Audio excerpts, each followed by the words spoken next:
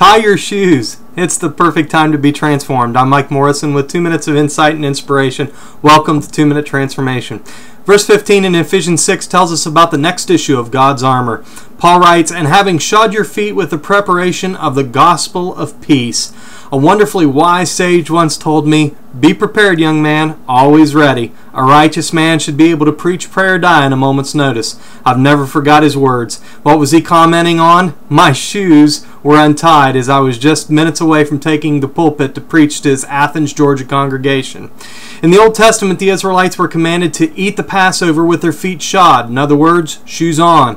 They were to be ready to get out of Egypt the minute the Lord commanded. Jesus told his disciples to keep their sandals on when they went into a town.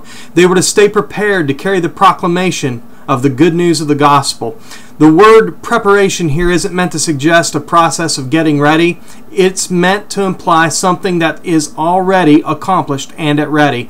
The work of Christ brings peace, friends, to those who accept it. Isaiah 52:7 says, "How beautiful upon the mountains are the feet of him who brings good news, who proclaims peace, who brings glad tidings of good things, who proclaims salvation, who says to Zion, your God reigns." Hey, certainly we're to study to show ourselves approved, but the good news of the gospel isn't something that requires preparation. It's done. We need only proclaim it.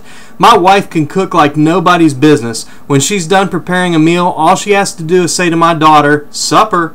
No matter what else is going on around the house, my little girl yells out, "Daddy, supper's on the table."